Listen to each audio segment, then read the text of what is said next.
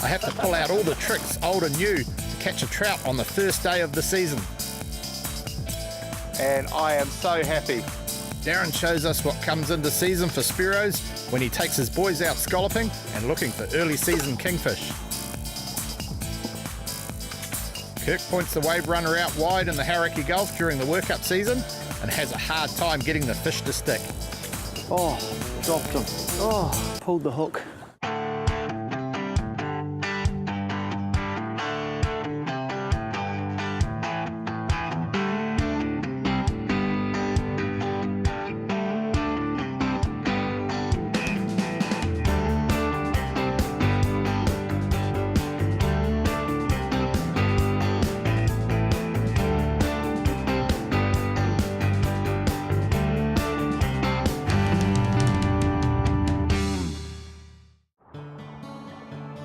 Trout in some waters have a closed season to let the fish spawn freely. Well, welcome to what will be one of the most picturesque scenes you'll ever see in New Zealand. In the back is Lake Okataina, an absolutely majestic looking lake. And what we're talking about today is fishing seasons. And for me, my fishing season is the opening of the trout fishing season. So I've come down to Lakes Lodge at Lake Okataina, and they have a fun competition here every year for the opening of the trout fishing season. So it's the end of September, the very last day before you can start fishing in the lake again. The 1st of October is the opening of the trout fishing season down here. We're gonna head out, see if we can get some trout, show you some tips and tricks. I've got some cool new gear on the boat for catching and finding fish, and we're gonna have a great time on the opening season on Lake Okataina. Our chosen technique for opening morning was jigging with flies. I'm on. After all that. After all that. Don't let them go. Gotta keep, yeah. I'll try not to. See what I mean about it? It's like everything or nothing. You're just sitting there, nothing's happening, next minute you're there. I was actually, the reason I was shut up a bit quieter there before is because there were a few bumps going on, and it's not like salt water at all, and I was just wondering whether I was just imagining things or not. It's a great feeling though, isn't it, when they finally get the take? He doesn't like the look of that net at all. Here we go. Yeah. Pretty beauty. Fantastic. Well done, mate. Nice little rainbow trout from Okataina on the jig fly, the Pat Swift jig fly. Fantastic. It's the first one I've caught on a jig ever, so stoked. Good work. Fantastic. One of the really unique and new things that I like about my Simrad sounder is it's got a functionality where you can actually map the areas you're in. And on Lake Okataina especially, there's no bathymetric charts of the area, none electronically that can go in your GPS so you can see all the different depth contours and things like that. So what they've got is this program called Insight Genesis, which people who own Simrad or Lowrance fish finders or sounders can map areas themselves and actually post those maps on a website where you can actually have access to it, download it onto a SD card and put it in your sounder so you've got the chart with the bathymetric information, contour lines, all that sort of thing, which really help you in your trout fishing and all other fishing. So I'm definitely going to be making some maps of my favourite areas. If you're lucky, I'll put them on Facebook and share them with you. It's a great piece of technology. We continued jigging with flies and Ian hooked up again quickly. Done it again, mate? Yeah, I was just lifting up and down there and I felt a bit of a touch. Yeah, well, the fish finder's telling us there's action down there, so it's been a little bit quiet. So swimming up on you, I think. Yep. Follow them around with your rod. It's been really nice. Yeah. Great. Oh, yeah. Nice. Yeah, that's nice. That's nice. Woke up on you a bit there, mate. Yeah, woke up in the end. I told you sometimes they just swim up and then they sort of wake up. Yeah, we've certainly done that. Nice Pretty fish. coloured fish. Nice fish. Oh, there we go. You beauty. Fantastic. Number 3 for the day. Number 3 for the day. We're in the running for the team's competition. Yes. How good is that? Look at that, eh? Oh, well, I'm on a bit of a roll here. We better do it again. Yep. Well, I've gone from catching no trout in 30 years to catching 3 trout in a day. That's pretty good. Pretty good work, right? There we go. Fantastic stuff. Look at that pretty one, eh? Nice Yeah. clean fish. That one's Lovely. nice and fat too. Lovely. It's going to taste nice too, smoked up. I'm looking forward to that. Oh, yeah. That's for sure. After the first day's fishing, we weighed our catch, which was part of a really great competition hosted by Lakes Lodge. All the fish were weighed and measured by Fish and Game, who used the data to work out stocking levels and how quickly the fish are growing.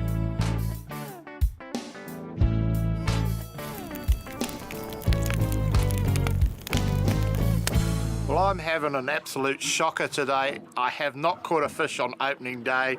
I haven't even had a bite. Ian's caught a couple on the jig. He's doing really well. He hasn't fly fished or trout fished for 30 years. So I'm feeling a bit down in the dumps. So what I'm doing is I'm going to employ one of my secret techniques. What I've done is I've got the electric motor running, and I'm going to put a lure, a little black and gold, that's a secret trout lure. This is a Daiwa one, down, and I'm going to put it on my downrigger and troll it along. What a downrigger is a lead weight that takes your line down, and it has a release clip on it that you connect your line to, and it will take it down to a set depth. So I'm going to probably set it at about 20 metres, and I'm going to troll along using my electric motor, only about a knot to a knot and a half, and see if I can't catch a trout. And what I'm going to use is that map from the Insight Genesis of Okataina and follow those contour lines and see if I can find myself one of those elusive Okataina trout and make my opening special. When using a downrigger, you set your rod with a bend in it so it straightens up when you get a strike. So I've put the downrigger down, we've got the motor trolling away. Now it's fingers crossed, hopefully I can get a fish. Using the Insight Genesis map, we worked a few different contour lines around the edge of the lake.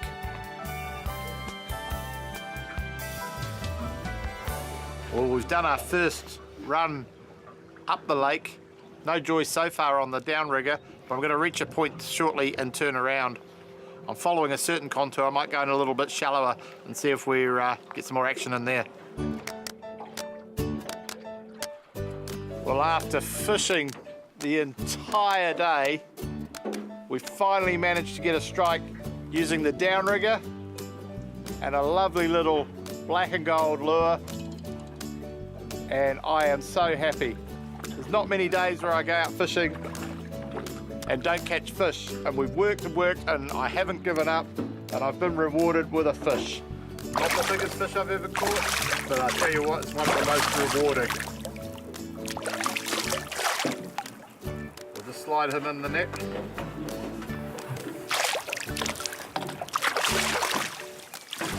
Yeah, thanks Ian. Absolutely awesome. That's a good reward after a hard day. Fantastic. And one of the, leave that, I'll just pick him up. You have a look there. Black and gold is one of the secret lures when it comes to trout fishing. Man, I'm so happy to catch a trout like that on opening day. Not the biggest, not the best, just happy to get it.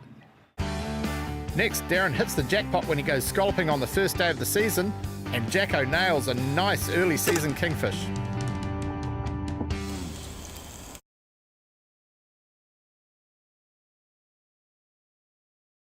Today is change of seasons dive. Now, by change of season, I mean it's springtime. We're going from winter to spring, which means we can get scallops. The other thing is we can hunt fish like kingfish, which tend to disappear over the winter. I'm not sure where they go, but as the water temperature rises, which it has done, it's now gone up 1 degree to 2 degrees to what it was over the winter, the kingfish are starting to show up. So we're going to get scallops. I've got my wetty scallop bag with my measurer all ready to go, and later on we might go off a point as the tide starts to rise. I like to go just sort of halfway through the incoming tide's a good time to go, on a nice point with a lot of bait fish, and let's see if we can get a kingfish and some scallops for change of season dive.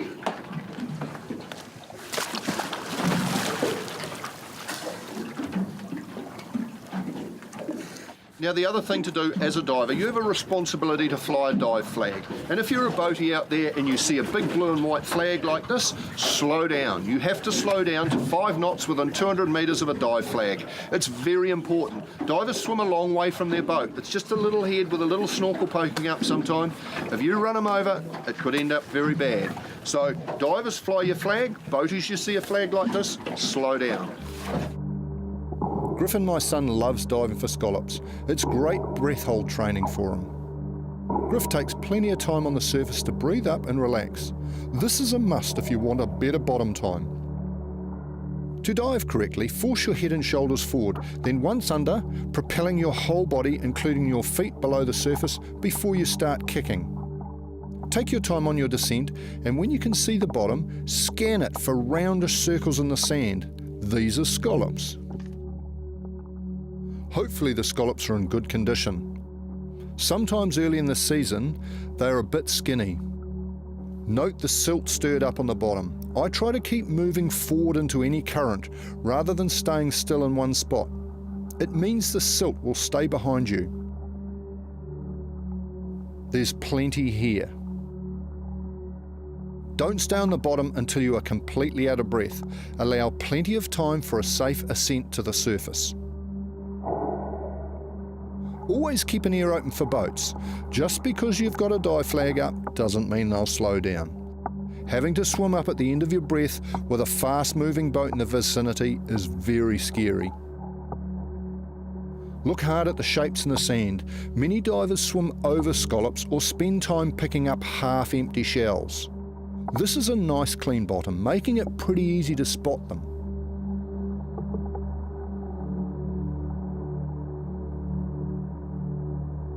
I've learnt to look for little feelers that protrude from the gap between the top and bottom of the scallop shell. It's easy to push your dive and keep picking up more when there are this many. This friendly Perori is sifting through the sediment falling out of my bag. He seems comfortable in our presence. This may indicate a spot that gets dived frequently. Griff uses the handle measure on the wetty scallop bag to sort the catch. It's a good healthy bed with quite big scallops. Most are going in the bag. At this rate, it won't take long to get 40. You don't want to try and dive up and down with a heavy bag unless you have plenty of experience. The drag going up could be very dangerous. One method is to attach your bag to a rope with a buoy on it. You can then leave the bag on the bottom. This also means if you're on a good patch, the bag will mark the spot when you go up. Mr. Perori is still here. Some scientists say scallops never move, but over the years I've seen quite a bit of this, and I always wonder, with all the pressure on some beds, how they replenish in just the 6 months or so that they're closed. Maybe they do swim in from deeper beds. I also know scallops don't live that long, maybe up to 5 years maximum.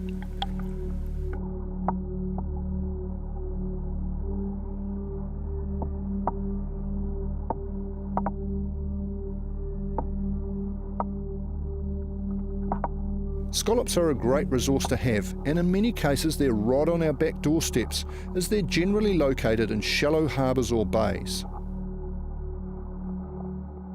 Griff and I work closely together and keep an eye on each other for safety. Always know where your buddy is. As I've also said, early spring is a good time to start looking for kingfish. Jackson is close to a harbour entrance. There's lots of baitfish, which is a kingfisher's staple diet. These little jack mackerel are good indicators. Kingfish should be close, and as you can see, we don't have to wait long. Jackson, rather than chase the kingfish, swam in a direction to intercept and made sure of his range. Too many sparrows shoot at kingfish from too far away. Get close. There are big fish that at times appear closer than they actually are. This one's not a monster, but it's well hit with a smaller than normal gun. A 90cm gun is better used for small, close quarter reef fish. It's better to shoot with a gun around 120cm. This gives you more range and power. To note, a spear gun length is measured by its barrel length only. Well, that was a good bed, it's nice depth. There's my 40 scallops for Griff and I. It was really nice, easy diving. Quite clean bottom. But the other thing I'm going to do now, even though I've measured them in the water, I'm going to re-measure and recount here on the back of the boat. But I do know I've got 40, and I'm 99.9% sure they're all big enough. We sure are lucky to have such a great and tasty treat so easy to get. Cooked on the barbie like this, they're the best. Coming up, there's plenty of fish out there, but Kirk can't get them to stick. Oh, dropped them. Oh, pulled the hook.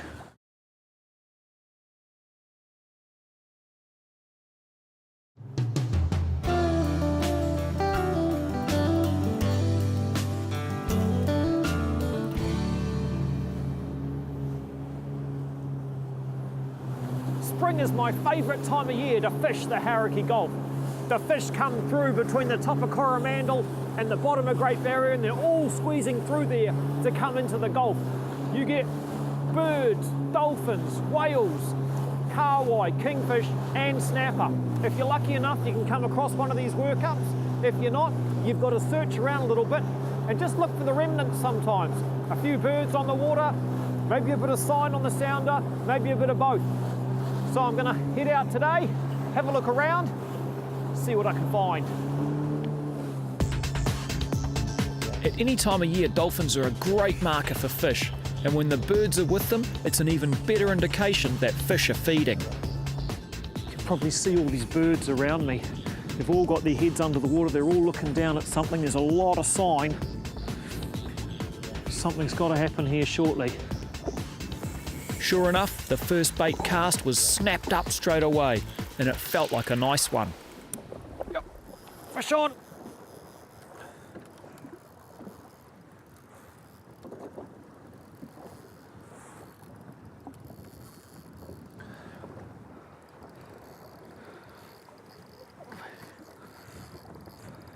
It's got some good power. You can probably see all the fish behind me. Look at them all, thousands of them. All coming in through the top of Coromandel, feeding on all the nutrients that are coming in to the Gulf. Oh, dropped them. Bugger.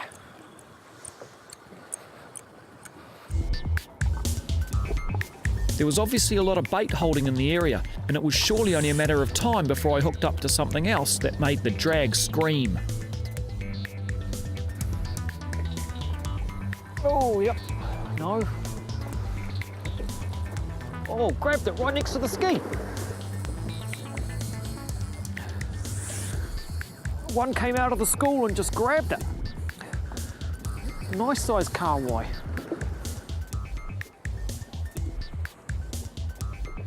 These kahawai were fat, strong fighting fish, feeding hard on all the bait that was being pushed through the channel. Getting these fish on light tackle can be a real blast. They fight to the very end and will often jump trying to shake the hook. Right, let's get the net, get him in.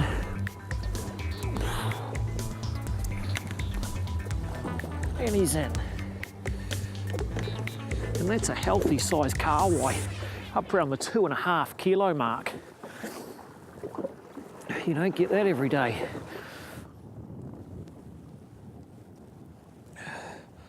Here he is. Nice kahawai on a soft bait. The school of fish looked to have tightened into a ball, so I cast my favourite pirate lure into the mix.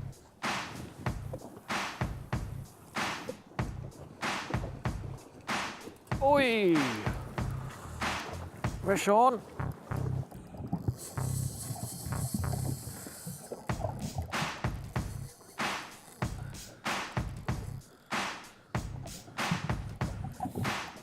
Possibly a little more action on the pirate because it's got that skirt which flaps around a bit more. A couple of hooks, possibly a bit sharper than the soft bait hook I'm using. We've hooked up. Bit of a stalemate, bit of weight there.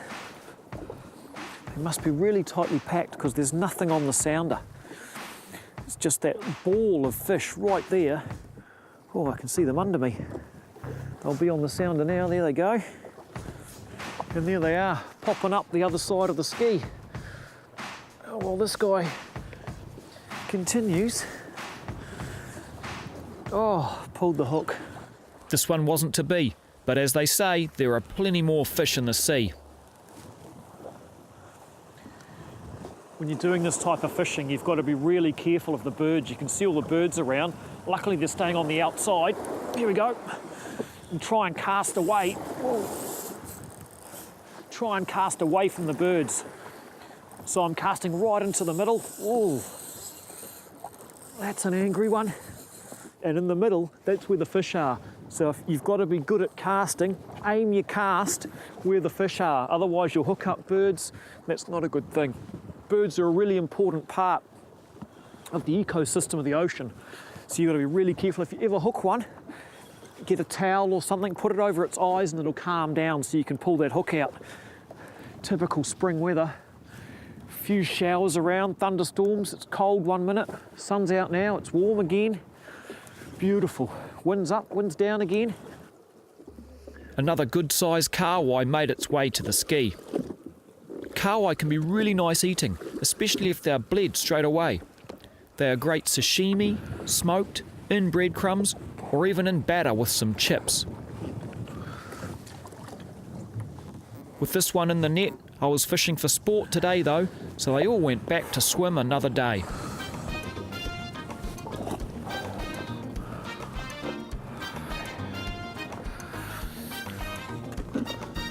Here we go, hooked up on the bottom, under where those fish have been swimming for the last hour or so.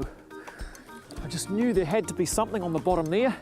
It's not big, but there had to be something there cleaning up all those scraps because they've been feeding. You can see on the GPS the area they've been feeding in. Not a big snapper, but it's a snapper. There he is. Not a monster snapper, but a beautiful eating size. And that's some great variety to add to the kahawai on this spring trip. Want to win some great tackle prizes?